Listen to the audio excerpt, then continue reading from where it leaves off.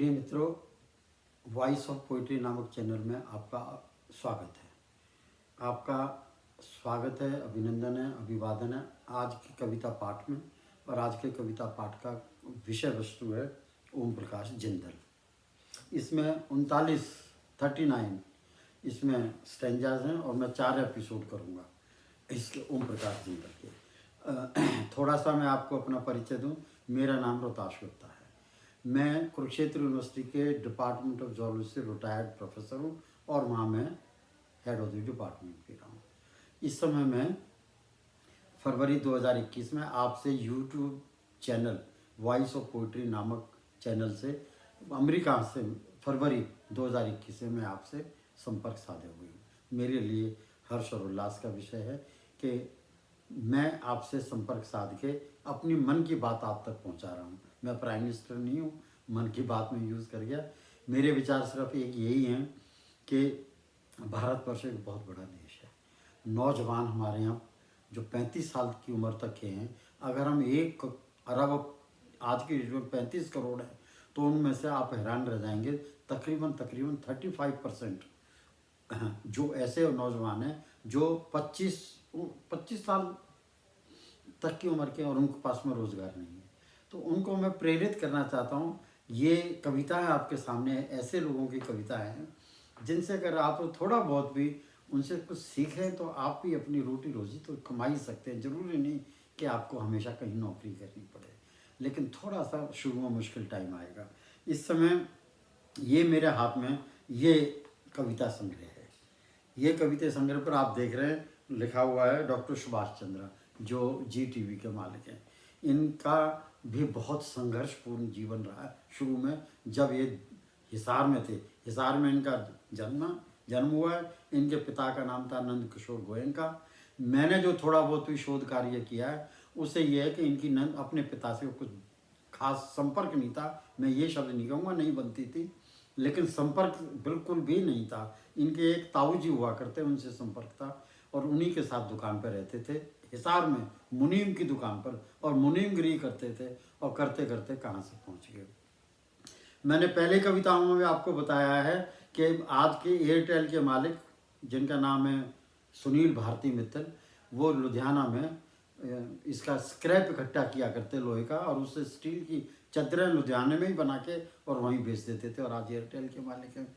थोड़ी देर पहले मैंने आपको बताया अनिल अग्रवाल पटना वाले, वो एल्युमिनियम का जो है कबाड़ इकट्ठा करते थे और वहाँ से उन्होंने करके, और आज वो लंदन में रहते हैं और उनका इतना बड़ा व्यापार है कि आप इमेजिन नहीं कर सकते।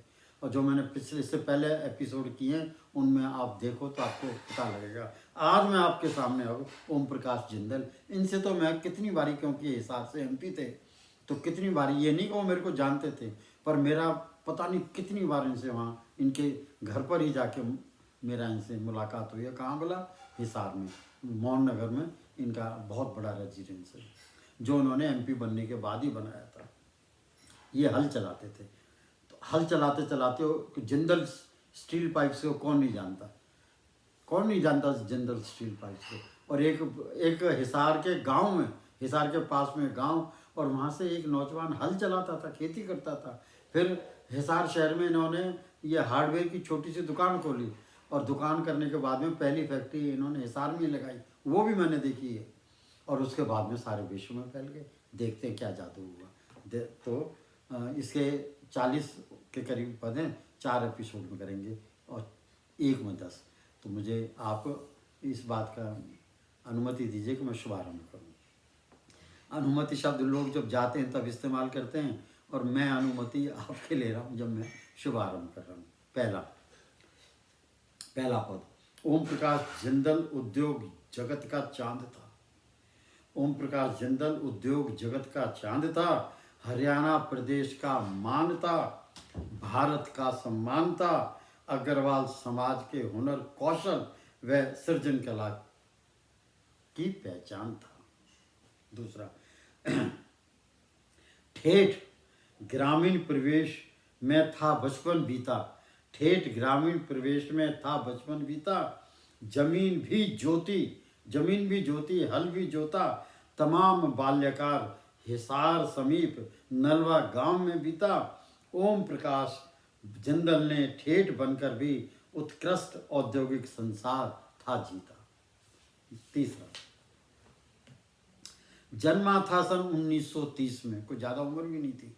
जन्मा था सन 1930 में। गांव नलवा हिसार में जन्मभूमि थी। गांव के स्कूल में ही थोड़ी बहुत शिक्षा लेनी थी। निजी जीवन में पहलवान होकर पहलवानी करने का ही विचार था। पहलवान था। चौथा, अन्यथा बड़े बड़े कमाल करेगा। अपने जीवन में वो लक्षण कच्ची जवानी में ही स्वतः उभरने लगे थे। Car, motor, cycle, jeep, truck repair workshop में जाना ओम प्रकाश जिंदल को अच्छा लगता था। मशीनरी संरचना रख रखाव से ओम प्रकाश जिंदल बहुत ही नज़दीकी से अपना संबंध रखता था, दिमागी संबंध। पांचवा, पूत के पांव पालने में ही दिखाई दे जाते हैं। पूत के पांव पालने में ही दिखाई दे जाते हैं। लोकोक्ति ओम प्रकाश जिंदल पर सही सार्थक उतरती है। ओम प्रकाश जिंदल के शुरुआती पराक्रमी औद्योगिक सफर में अनपढ़ होकर भी उसने वो कर दिखाया पुश्तैनी साहूकार वंशज भी जो नहीं कर सकते हैं।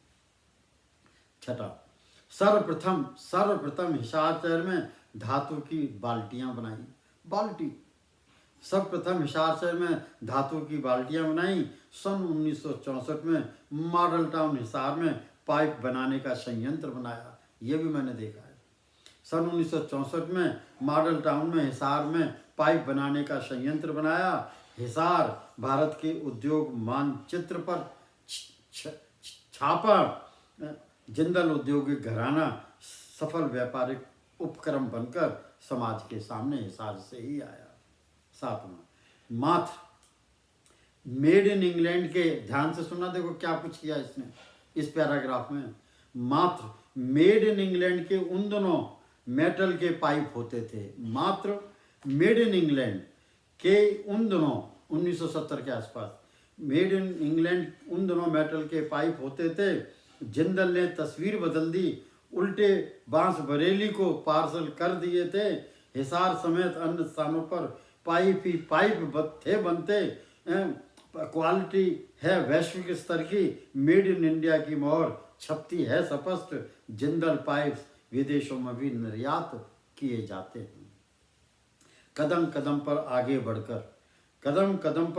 बढ़कर ओम प्रकाश जिंदल ने कदम कदम पर आगे बढ़कर जब लाला ओम प्रकाश जिंदल खातिर उद्योग जगत के नए नए पटद्वार खुलते चले गए।